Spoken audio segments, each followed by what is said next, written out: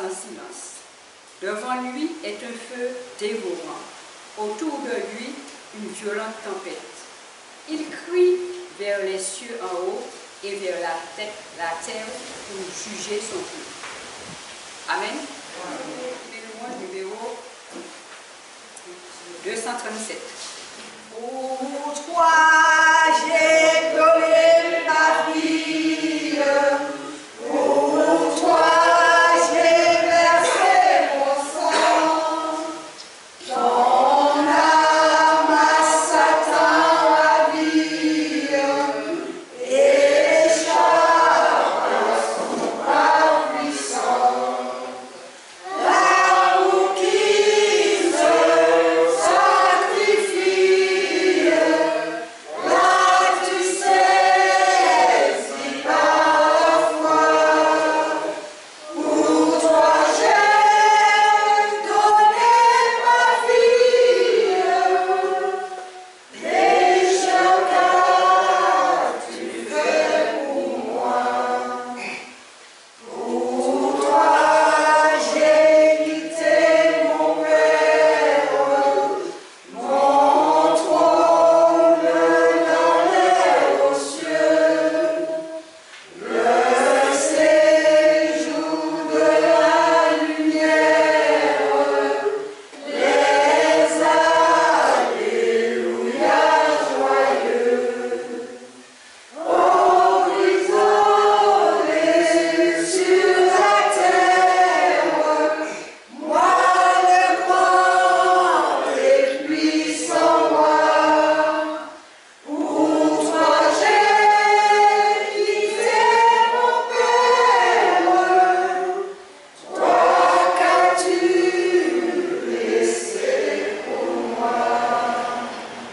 Pour toi j'ai pris la souffrance, pour toi j'ai versé des pleurs. J'ai dans mon amour immense bu la coupe de douleur. Mon pardon, ma délivrance, mon salut, tout est à toi. Pour toi j'ai pris la souffrance, toi qu'as-tu souffert pour moi? Veux-tu me donner ta vie? Veux-tu me donner ton cœur? Renoncer à ta folie et du mal-être vainqueur. Ton âme heureuse et bénie, libre d'amour et de foi. Veux-tu me donner ta vie? Et cherche, je suis mort pour toi. C'est sa parole, frère Bétrel, pour le culte de la matinée. Frères et sœurs, que la paix de notre Seigneur Jésus-Christ soit avec chacun de nous en ce moment. Que nous ouvre l'intelligence pour que nous puissions comprendre le message qu'il a réservé pour chacun de nous. Nous venons de chanter un chant, frères et sœurs, qui nous interpelle, n'est-ce pas? Il est dit, pour toi j'ai donné ma vie. Et à chaque fois, le Seigneur nous montre qu'il a laissé quelque chose pour venir. Il a laissé la gloire de son Père. Il a laissé les alléluia joyeux. Il a laissé toutes les bonnes choses qu'il avait dans le ciel pour venir sur la terre, pour vivre la misère dont nous devrions vivre. Le dernier couplet nous disait « Veux-tu me donner ta vie ?» c'est un appel que le Seigneur adresse à chacun de nous. Veux-tu me donner ta vie?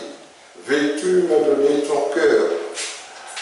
Renoncer à ta folie et du mal être vainqueur. Ton âme heureuse et bénie vivra d'amour et de foi. Veux-tu me donner ta vie, pécheur, je suis mort pour toi. C'est l'appel que le Seigneur nous lance à travers ce chant en ce matin. Nous avons dernièrement étudié les signes de la venue de notre Seigneur Jésus-Christ. Et nous avons vu que les signes ont commencé depuis 1755 jusqu'à nos jours. Les signes continuent. Lorsque le Seigneur répondait à la question à la sortie de la montagne des Oliviers, il disait qu'il y aurait eu guerre, qu'il y aurait eu tremblement de terre. Mais il a aussi parlé de quelque chose qui se fait actuellement.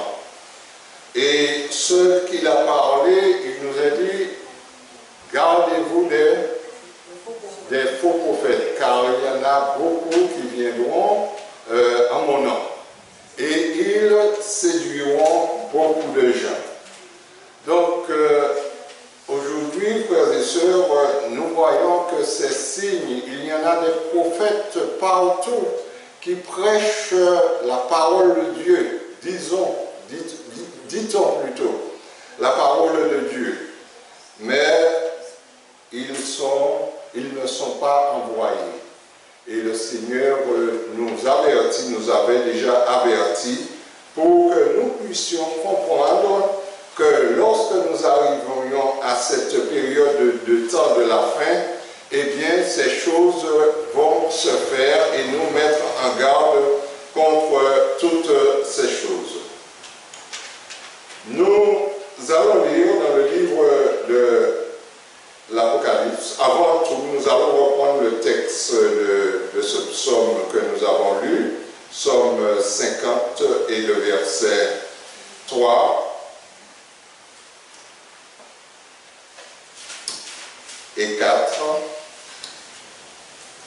Il est dit, « Il vient notre Dieu, il ne reste pas en silence. Devant lui est un feu dévorant, autour de lui une violente tempête. Il crie vers les cieux et en haut et vers la terre pour juger son peuple. » Donc le Seigneur vient pour juger son peuple. Mais il dit, « Rassemblez-moi mes fidèles qui ont fait alliance avec moi par le sacrifice. » Quel genre de sacrifice sommes-nous prêts à faire pour le salut que le Seigneur vient nous apporter? Pour le salut qu'il nous a donné. Dans le livre d'Apocalypse, chapitre 6, et les versets 12 et 13. Il est dit, « Je regardais quand il ouvrit le 6e sceau, et il y eut un grand tremblement de terre. Le soleil devient noir comme un sac de crin, la lune entière devient comme du sang, et les étoiles du ciel tombèrent sur la terre comme l'os d'un figuier secoué par le vent, par un vent violent, jette ses figues à terre.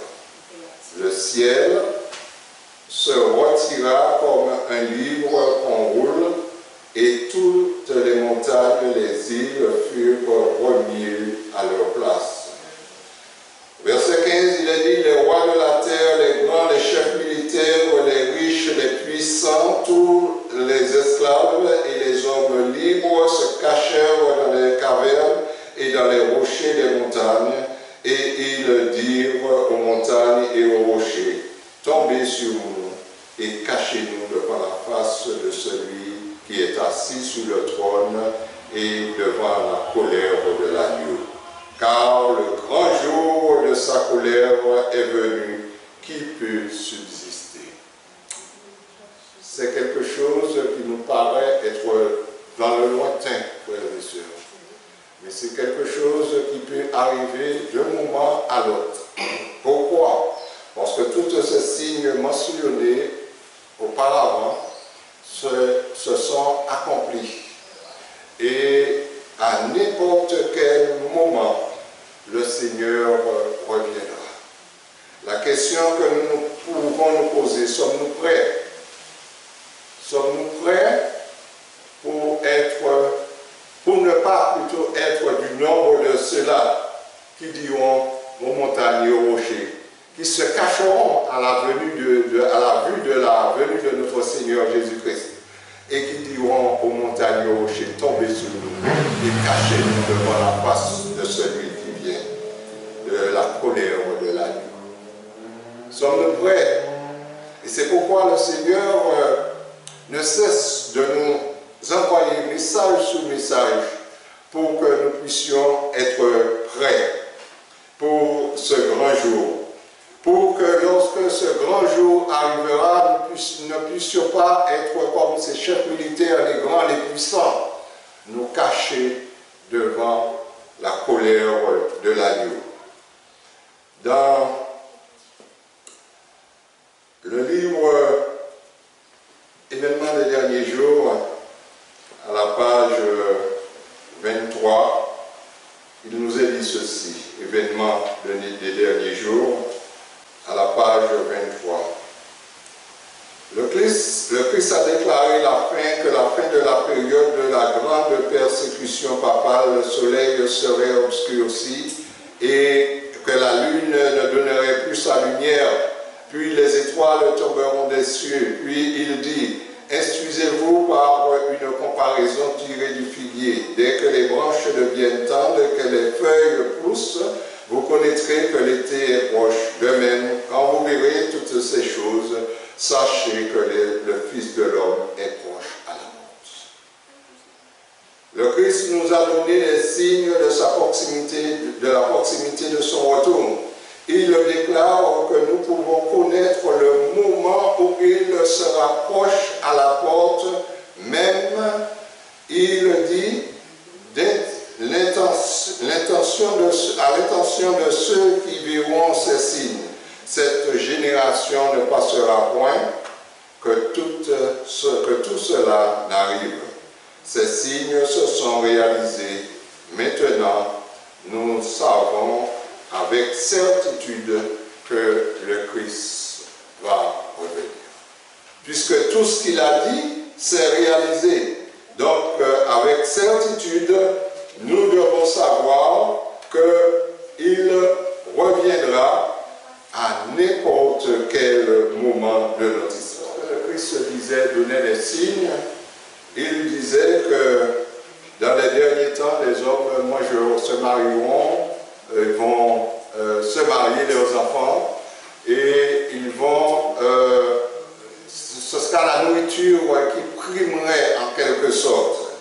Il est dit dans ce même livre, paragraphe 66 à la page 26, il est dit ceci, la gloutonnerie et l'intempérance. La gloutonnerie et l'intempérance sont la base de la grande dépravation morale de notre monde.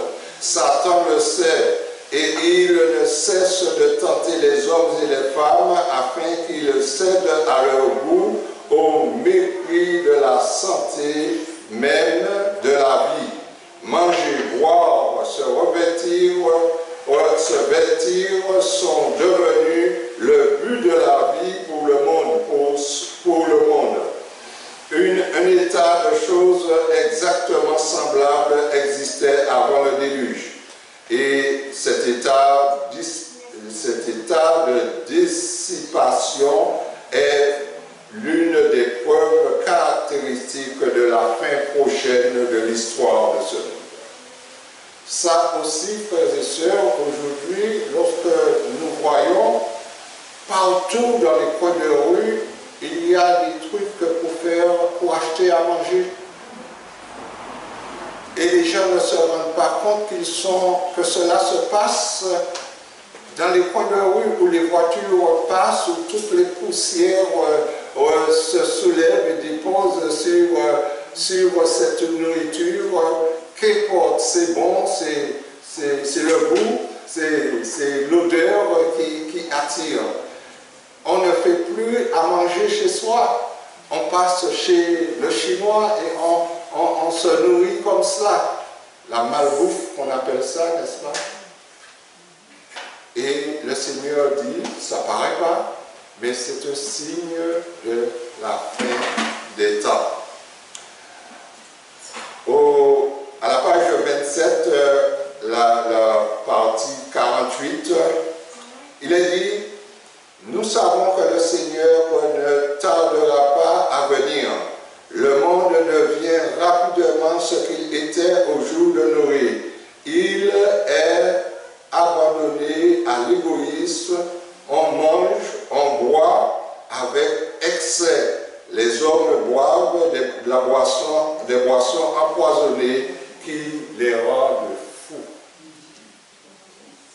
Des mélanges de toutes sortes d'essences de bière, et cela les rend fous. Nous avons nos jeunes qui se trouvent dans cette situation-là à cause de cela. Il est dit à la partie 49, au jour de Noé, l'écrasante majorité des hommes étaient opposés à la vérité et éprise d'une quantité d'erreurs. Le pays était rempli de violence. La guerre, le crime, les meurtres étaient quotidiennes. Il en sera ainsi avant la venue de notre Seigneur Jésus-Christ. Même notre petite Martinique. Les meurtres se multiplient. Les règlements de compte se font à chaque instant. Les jeunes se font tuer. Pourquoi? Tout cela, frères et sœurs, ce sont des signes de la fin. Les gens seront insensibles. Donc, il est dit, la perversité, c'est la partie 51, la perversité, la cruauté des hommes atteindra un tel degré que Dieu se révélera dans sa majesté bientôt. La méchanceté du monde aura atteint les limites extrêmes, et comme au jour de Noé, Dieu répandra la coupe de ses jugements. Partie 52. Il est dit des terribles histoires de meurtres, de vols, d'incendies, de ferroviaires et d'actes de violence nous montrent que la fin de toutes choses est proche. C'est en ce moment précis que nous avons besoin de nous préparer pour le retour du Seigneur. Les signes que le Seigneur nous a donnés, frères et sœurs, c'est pour que nous puissions nous préparer à quoi? Au retour de notre Seigneur. Maintenant, est-ce qu'il est trop tard pour certains? Est-il trop tard? Même pour le pire des criminels. Non. Est-il trop tard? Non. Dans le livre d'Apocalypse, chapitre 22, il nous est dit, le verset 12, Apocalypse, chapitre 22, au verset 12. Voici, je viens bientôt, et ma rétribution est avec moi, pour rendre à chacun selon ses œuvres. Maintenant, une rétribution, c'est quoi? Une récompense, un salaire. Hein? Maintenant, est-ce que c'est toujours une récompense?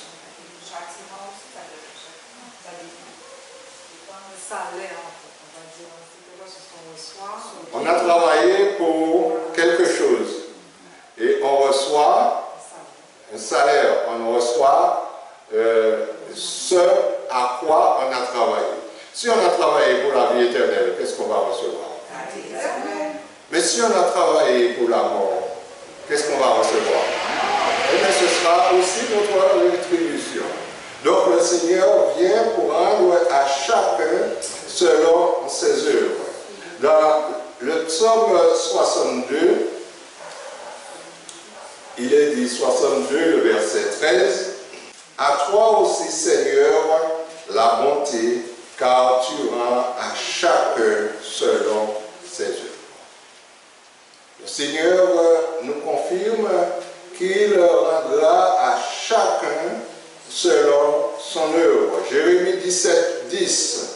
Il a dit, « Moi l'Éternel, j'éprouve le cœur, je sonde les reins, et je rends à chacun selon ses voies, selon les fruits de ses œuvres. » Donc, le Seigneur, il ne fait pas des choses au hasard. Il dit qu'il éprouve. Et d'ailleurs, dans Apocalypse, il dit, je connais tes œuvres. Je connais tes œuvres. Je connais où tu habites, dit le faux. Le Seigneur nous connaît parfaitement et il n'y aura pas d'excuses pour personne. Nous allons recevoir lorsque le Seigneur reviendra, ce dont nous méritons et ce sera juste. Dans le livre de Matthieu au chapitre 16, le verset 27, Matthieu 16, le verset 27, il est dit, « Car le Fils de l'homme doit venir dans la gloire de son Père avec ses anges, et alors il rendra à chacun selon ses œuvres. » Là, c'est Jésus qui disait qu'il doit venir dans la gloire de son Père et qu'il aura à rendre à chacun selon leurs œuvres. Quelle sera ma rétribution à moi? Quelle sera la vôtre? Serions-nous du nombre de ceux qui seront à la droite du Seigneur pour entendre ces paroles que nous trouvons dans le livre de Matthieu, chapitre 25, le verset 33. Nous allons prendre à partir du verset 31 plutôt. « Alors le Fils de l'homme viendra dans sa gloire avec tous les anges. Il s'assiera sur le trône de sa gloire. Toutes les nations seront rassemblées devant lui. Il séparera les unes avec les autres comme un berger sépare ses brebis avec les brebis avec les boucs. Il mettra les brebis à sa droite et les boucs à sa gauche. Alors le roi dira à ceux qui seront à sa droite, « Venez, vous qui êtes bénis de mon Père, et prenez possession du royaume qui vous a été préparé dès la fondation. » Les versets 31 à 34, Matthieu 25. Donc, ici, n'oublions pas que Jésus-Christ est allé nous préparer une place. Et il dit ici, il dira à ceux qui seront à sa droite, venez et prenez possession du royaume qui vous a été préparé dès la fondation du monde. Est-ce que, quelle joie pour ceux-là d'entendre ce qu'ils sont invités à prendre possession de la place que le Seigneur est allé leur préparer. Ferons-nous partie de ceux-là qui auront ce privilège d'attendre la bienvenue du Seigneur dans le nouveau royaume? Ou alors, et les autres, qu'est-ce qu'ils auront à dire, ceux qui seront à gauche? Qu'est-ce qu'ils diront? Pour les autres, ils diront certainement ces paroles du livre de Jérémie. Jérémie, chapitre 8, le verset 20. La moisson est passée, l'été est fini, et nous ne sommes pas sauvés. pourquoi ne sont-ils pas sauvés, frères et sœurs? Qu'est-ce qui les empêchait? Ils seront nombreux à dire cela. Dans le livre d'Apocalypse, chapitre 6, le verset 15 à 17, Apocalypse, chapitre 6, le verset 15 à 17,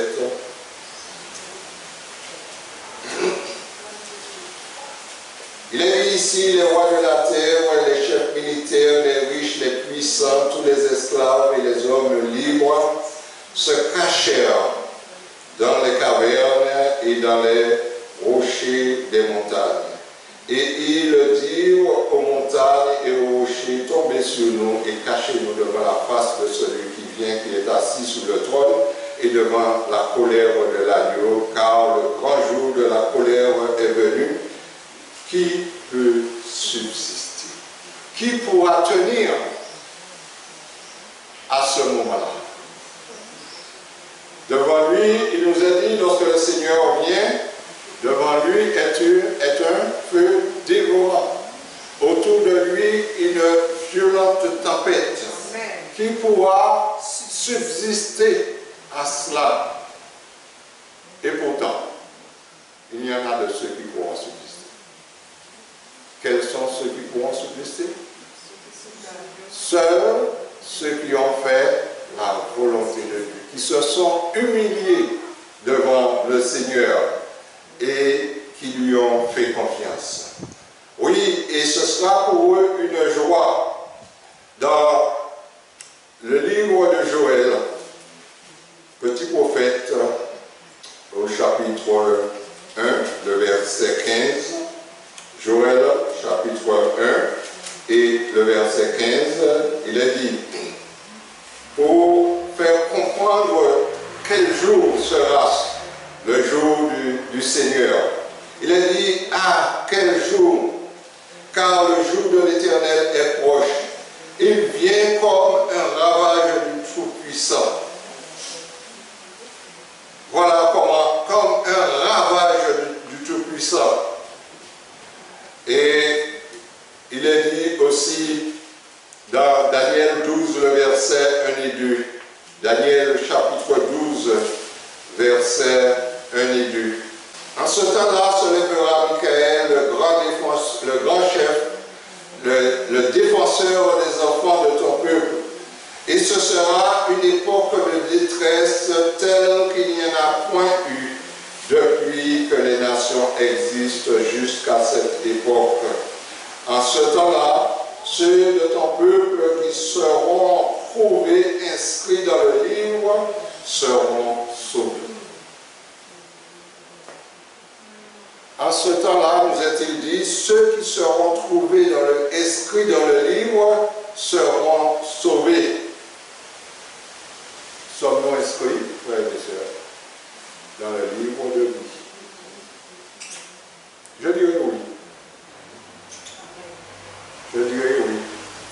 Mais, si nous nous croyons, si nous nous contentons de cette vie, si nous nous contentons de nous-mêmes, de ce que notre nom est inscrit dans le livre de vie, et que nous ne faisons rien pour que cela soit maintenu, eh bien nous allons être très déçus. Parce que ce nom inscrit dans le livre de vie peut être effacé. Oui, frère, sœur.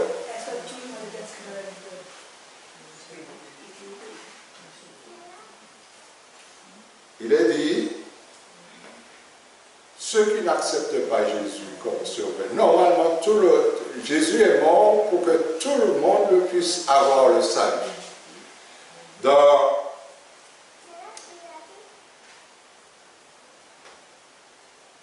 le livre d'Ézéchiel, il est dit,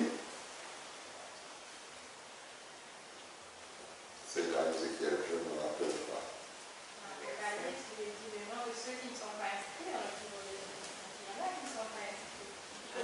Oui, mais c'est-à-dire que le sacrifice de Jésus est valable pour tous les hommes, pour tous les péchés. Mais il y en a de ceux... Judas était un disciple du Seigneur, n'est-ce pas? Et Judas avait reçu les mêmes privilèges que les autres disciples. Il avait reçu le privilège de guérir, de ressusciter des morts, de faire tout ce que les autres disciples pouvaient faire. Mais pourquoi ce fait? Si Judas voulait, il y aurait aujourd'hui dans la Bible l'évangile selon Judas, n'est-ce pas? Est-ce que c'est le Seigneur qui a fait quelque chose pour que Judas le soit? Le Seigneur l'a accepté parmi les disciples. Et cependant, Judas est perdu. Donc nous voyons, frères et sœurs, que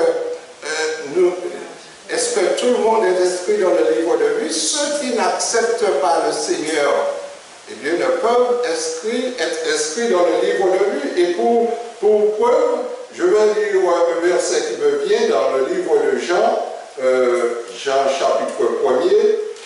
Alors, au verset 10, il a dit, « Elle était dans le monde et le monde a été fait par elle et le monde ne l'a point connue. Elle est venue chez les siens et les siens ne l'ont point reçue. » Si vous n'avez pas reçu, frères et sœurs, qu'est-ce que le Christ peut faire pour vous? Et ensuite, il a dit au verset 12, « Mais à tous ceux qui l'ont reçu, qu'est-ce qu'il a fait? Il a donné, qu'il a reçu et qu'il croit en son nom, elle a donné le pouvoir de devenir enfant de Dieu, lequel soit né, non pas de la volonté de la chair, mais de la volonté, ni la volonté des hommes, mais de la volonté de Dieu. Donc nous comprenons, frères et sœurs, on ne peut pas être, comme diraient certains, je suis enfant de Dieu, tout simplement alors qu'ils vivent leur vie, qu'ils font leurs affaires, et puis ils disent, le Seigneur est bon, je serai sauvé lorsqu'il reviendra. Alors qu'ils n'ont pas accepté Jésus comme leur sauveur personnel. Donc si nous n'acceptons pas Jésus comme notre sauveur personnel, il ne faut pas non plus vouloir entendre cette bienvenue qui est réservée pour ceux qui seront à la droite du Seigneur le jour de sa venue.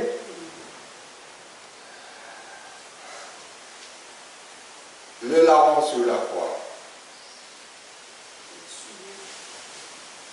C'était fini pour lui. Il était déjà cloué. Il n'avait plus de grandes choses d'espoir pour ce larron sur la croix. Et cependant, alors que l'autre larron invectivait le Seigneur, descend de la croix et sauve-nous, sauve-toi et sauve-nous, l'autre disait au Seigneur, n'as-tu pas honte? Tu mérites ce que tu as fait. Mais nous méritons la place que nous occupons. Mais lui, il n'a rien fait. Et il dit au Seigneur, souviens-toi de moi lorsque tu reviendras. Et c'était sa dernière minute. Il n'était pas trop tard. Il n'est jamais trop tard pour le Seigneur. Et nous aussi aujourd'hui, quel que soit notre état, quelle que soit notre situation actuelle, il n'est pas trop tard. Le sang de Christ peut nous purifier de tout souillure, de tout péché. Mais à condition. Christ ne le fera pas tout simplement. Parce que le Seigneur nous demande de faire une chose. Dans Actes des Apôtres, au chapitre 2, nous allons lire à partir du verset 37. Après avoir entendu ce discours, ils eurent le cœur vivement touché.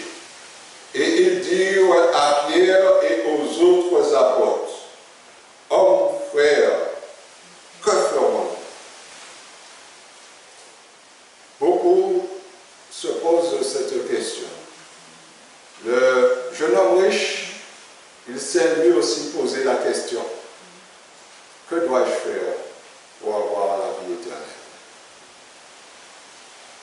Pierre leur répondit au verset 38. Pierre leur dit, « Repentez-vous et que chacun de vous soit baptisé au nom de Jésus-Christ pour le pardon de vos péchés. » Ici, nous remarquons que Pierre leur dit que chacun de vous soit baptisé en quel nom? C'était un apôtre de Jésus. Il n'a pas dit au nom du Père, du Fils et du Saint-Esprit. Baptisé au nom de Jésus-Christ pour le pardon de vos péchés et vous recevrez le don du Saint-Esprit. Et nous voyons que nombreux sont ceux qui ont répondu à l'appel au verset 41. Ceux qui acceptèrent ces paroles furent baptisés et à ce jour-là, le nombre des disciples augmentèrent d'environ 3000. Quel jour! 3000 âmes se sont données au Seigneur. Donc, nous voyons, frères et sœurs, qu'il n'est pas trop tard.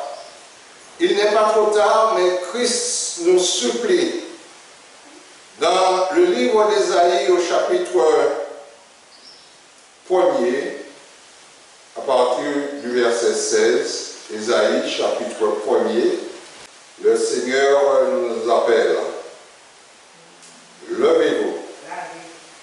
Lavez-vous. Merci. Purifiez-vous. ôtez de devant mes yeux la méchanceté de vos actions. Cessez de faire le mal. Apprenez à faire le bien. Recherchez la justice, protégez l'opprimé, faites droit à l'orphelin, défendez la veuve. Venons et plaidons. Si vos péchés sont comme le pois ils deviendront blancs comme la neige. S'ils sont roux comme la peau, ils deviendront comme la laine. Si vous avez de la bonne volonté, si vous êtes docile, le Seigneur nous promet de nous faire manger les meilleures productions du pays. Mais, si vous résistez, et si vous êtes rebelle, vous serez dévorés par le glaive, car la bouche de l'Éternel apparaît. Les conditions sont là. Le Seigneur nous demande, quels que soient nos péchés, la couleur de notre péché, noir, rouge, pourpre, de venir, de plaider avec lui, de nous humilier. Dans Jacques, il nous a dit, humiliez-vous sous la puissante main de Dieu, car Dieu fait grâce aux humbles, mais il résiste aux orgueilleux.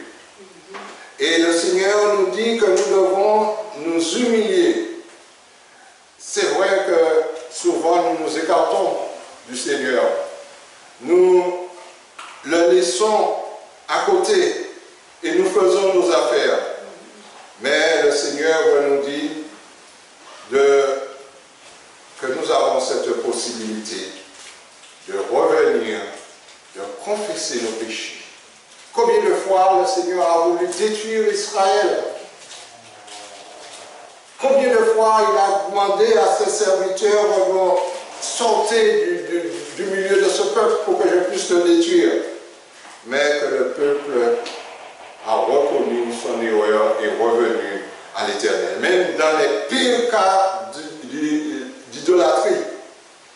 Dans le livre d'Ézéchiel, au chapitre 33, le verset 11, rien n'est perdu, frères et sœurs. Il est dit, 33, Ézéchiel 33, le verset 11. Dis-leur, je suis vivant, dit le Seigneur l'Éternel. Ce que je désire, ce n'est pas que les méchants meurent, c'est qu'ils changent de conduite et qu'ils vivent. Revenez, revenez de votre mauvaise voie. Et pourquoi mourriez-vous, maison d'Israël? Le Seigneur dit qu'il parle ici des méchants, de ceux qui sont foncièrement méchants. Et il dit qu'il ne veut pas que ce qu'il désire, ce n'est pas que les méchants meurent. Et pourquoi, frères et sœurs? Non, mais pourquoi il ne veut pas que les méchants meurent? Ils sont méchants. Comment? Parce qu'il est mort pour eux, parce qu'il veut les sauver. Voilà, son sacrifice sur la croix du calvaire, c'est aussi pour les méchants. Il est mort pour eux sur la croix du calvaire et il ne veut pas que les méchants meurent puisque l'occasion leur est offerte d'avoir la vie comme les autres. C'est pourquoi il les appelle et leur demande, mais pourquoi mourrez-vous?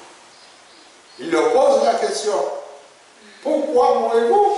Puisque vous avez la possibilité d'avoir la vie éternelle. Quelqu'un disait, il est plus difficile de perdre la vie éternelle que de l'avoir.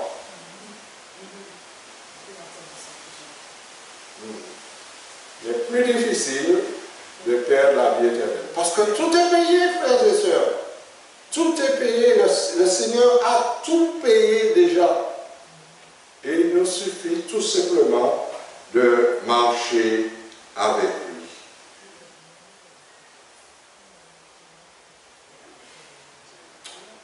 Dans le même chapitre, dans Jérémie, chapitre 8, Jérémie,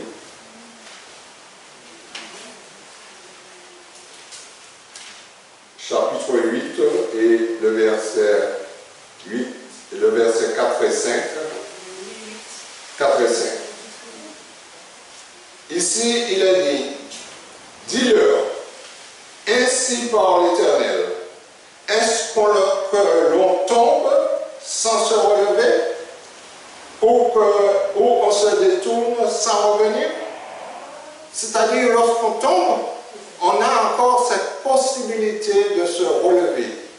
Et lorsqu'on lui tourne le dos, on tourne le dos au Seigneur, il dit, on a encore la possibilité de revenir. Et le verset 5 dit, pourquoi donc ce peuple de Jérusalem s'abandonne-t-il à des perpétuels égarements? Il persiste dans les tromperies et refuse de se convertir. N'est-ce pas ce qui nous est demandé? De nous convertir. Dans ce même livre de Jérémie, au chapitre 26, au chapitre 7, le verset, chapitre 7, le verset 3, Jérémie 7, le verset 3, il est dit, ainsi parle l'Éternel des armées, réformez vos voies et vos œuvres, et je vous laisserai demeurer dans ce lieu. Le Seigneur veut que nous puissions apporter une réforme dans nos voies et dans nos œuvres. Au chapitre 26 de ce même livre, le verset 13,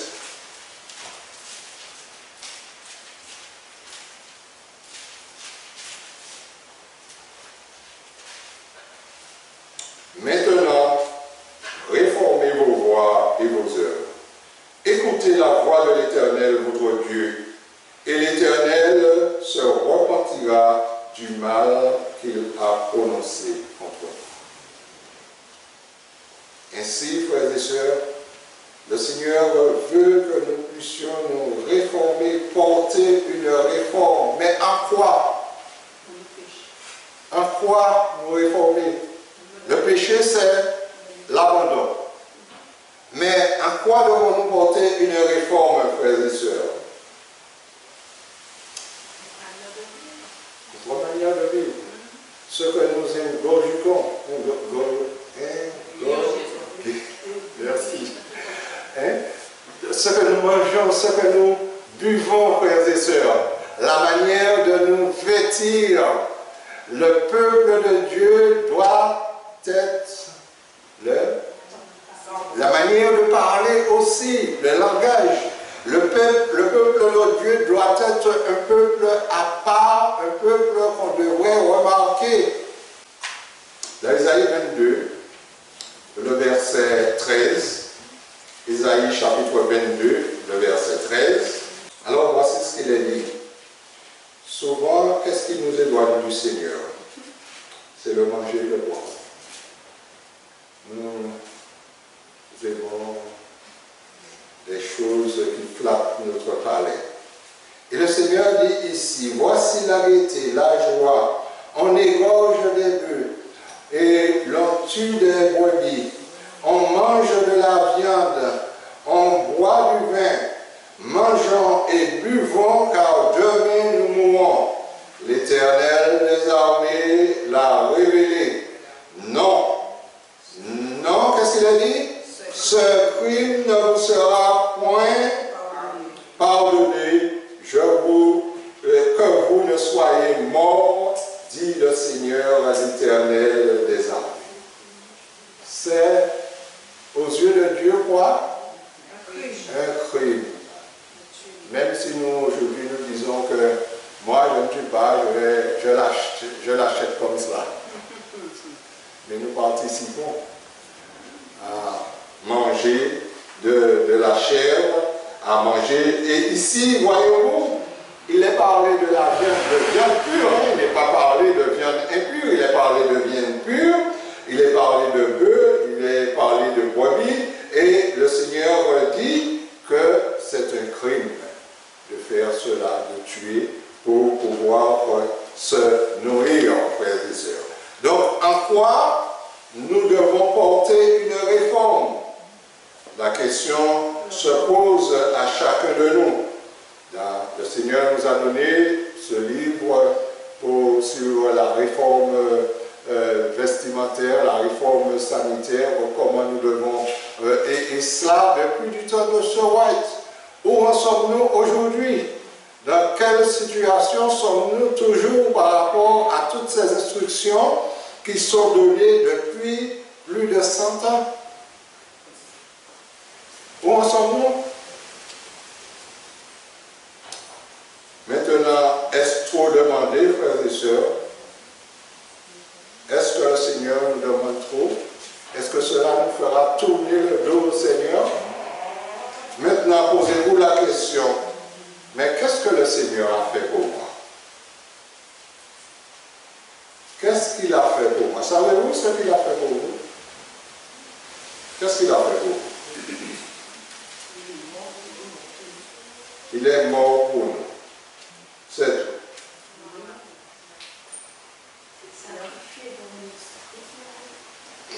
Alors, pour savoir,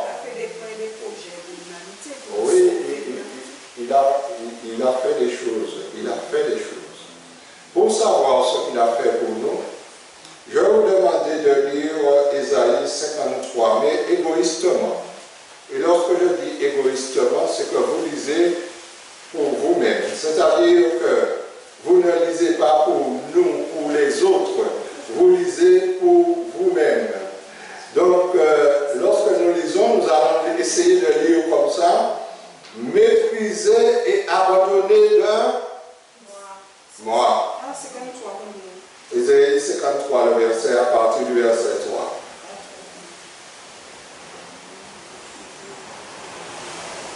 Habitué à la souffrance semblable à celui dont je détourne le visage. Je l'ai dédaigné. J'ai fait de lui aucun cas. Cependant, ce sont mes souffrances ce qu'il a porté. C'est de mes douleurs qu'il s'est chargé. Et je l'ai considéré comme puni, frappé de Dieu et humilié. Mais il était blessé pour mes péchés, brisé pour mes iniquités. Le châtiment qui me donne la paix est tombé sur lui. C'est par ses meurtrissures que je suis guéri. Nous étions errants comme des brebis. Chacun, je suivais mes propres voies, et l'Éternel a fait retomber sur lui mon iniquité. Ainsi de suite, frères et sœurs. Si vous voulez savoir ce que le Seigneur a fait pour vous, c'est ainsi. Il faut considérer cette partie du livre d'Ésaïe. Ainsi, frères et sœurs, tout n'est pas perdu, frères et sœurs.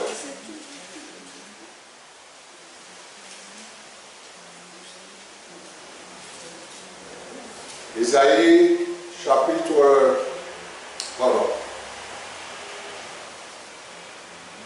Ésaïe 42, plutôt le verset 22.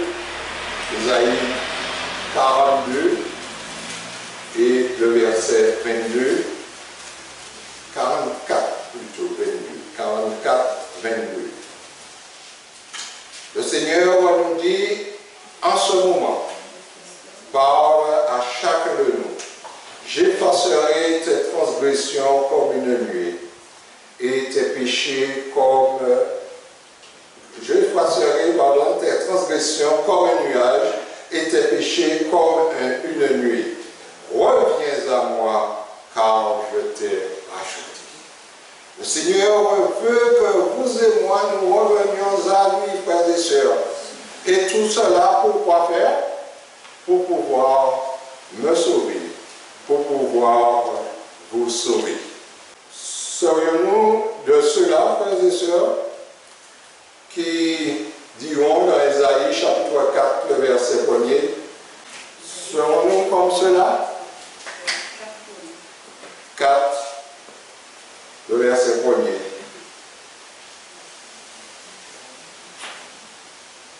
Il est dit ici, cette femme et cette femme saisiront en ce jour un seul homme et diront, nous mangerons notre pain, nous nous vêtirons de nos habits, fais-nous seulement porter ton nom, enlève nos autres.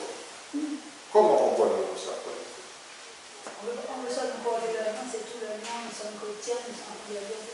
Aujourd'hui, tout le monde est adventiste. N'est-ce pas? Mais on se nourrit de notre viande. On s'habille à notre manière. On veut seulement porter le nom de chrétien, le nom d'enfant de Dieu, mais pas plus pour enlever nos autres.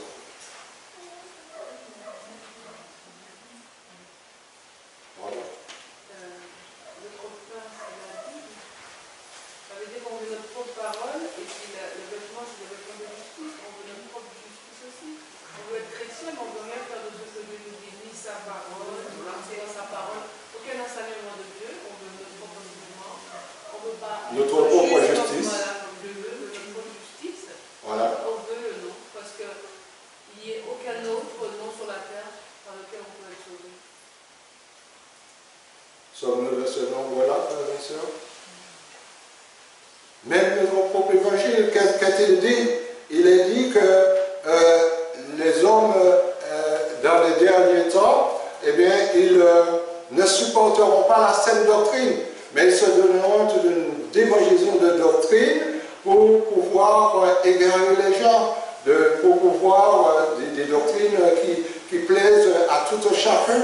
Chacun en trouve son compte. cela. Ézéchiel, quelques textes pour terminer dans le livre Ézéchiel, le chapitre 33. Il est dit au verset 30 et 33, 30 à 33, Ézéchiel 33, 30 à 33.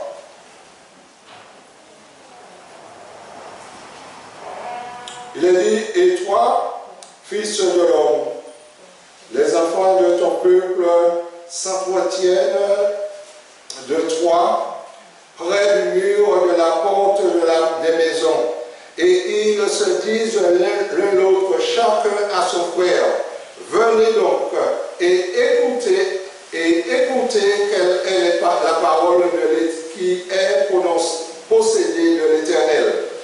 Et ils se rendent en foule devant toi, auprès de toi.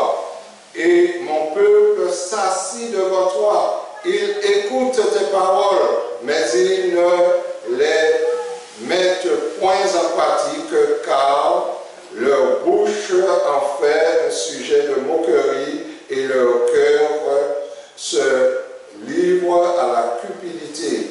Voici, tu es pour eux comme un chanteur agréable, possédant une belle voix et habile dans la musique.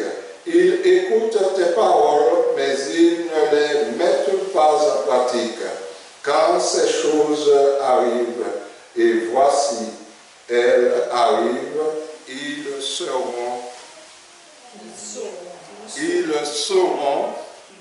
qu'il y a un prophète parmi vous, au milieu d'eux. Donc, c'est ainsi que souvent on se rend à l'église. Donc, c'est ainsi qu'on se rend à l'église le plus souvent. On va entendre un beau message, on va entendre des paroles agréables, et puis c'est tout, ça s'arrête là. Non, frères et sœurs, le Seigneur veut que nous puissions comprendre ces paroles, les paroles qu'il a à nous dire et les mettre en pratique. Dans le livre de 2 Timothée chapitre 4 et le verset 2 et 3, 2 Timothée chapitre 4, les versets 2 et 3, il est dit: car il viendra un temps où les hommes ne supporteront pas la saine doctrine, mais ayant la démangeaison d'entendre des choses agréables, ils se donneront une foule de docteurs selon leur propre désir, détourneront l'oreille de la vérité et se tourneront vers des fables. Sommes-nous prêts à entendre la vérité? D'où ils viennent? Nous allons lire 2 textes encore, et puis ce sera la fin. Michée, chapitre 6, le verset 8. Ce jour, le Seigneur nous parle et dit: on t'a fait connaître, ô homme, ce qui est bien. Et ce que l'Éternel demande de toi, c'est que tu pratiques la justice, que tu aimes la miséricorde et que tu marches humblement avec ton Dieu. Voilà ce que le Seigneur nous demande. Que nous puissions pratiquer la justice, que nous puissions aimer la miséricorde et marcher humblement avec ton Dieu. Et le dernier texte, Amos 4, le verset 12. Sache que le Seigneur revient avec sa rétribution pour rendre à chacun selon que ses œuvres. Le Seigneur avait choisi Israël, n'est-ce pas, parmi tous les autres peuples, pour que Israël soit la lumière du monde. Mais il est dit, c'est pourquoi, au verset 12 de Amos 4, je te traiterai de la même manière, Israël. Et puisque je te traiterai de la même manière, prépare-toi à la rencontre de ton Dieu. Frères et sœurs, nous avons cette possibilité d'avoir le salut de notre Dieu. Il a tout payé pour nous. Mais sommes-nous prêts? Rassemblement à qui? Mais fidèles. Et ces fidèles-là, qu'est-ce qu'ils ont fait? Ils se sont restés là les bras croisés, qui ont fait alliance avec moi par le sacrifice. Et c'est ceux-là que le Seigneur dira. Le fait de dire, bon, je suis adventiste, c'est que tout va bien. Non, frères et sœurs. Tout n'ira pas bien et tout ne va pas bien. Et pour compléter, pour ceux qui en ont le livre Avec Dieu chaque jour, je vous demanderai de lire à la page 123. Avec Dieu chaque jour. C'est quel jour d'après? Le 27 avril. 27 avril. Donc, lisez et comprenez que nul n'a le monopole ici-bas.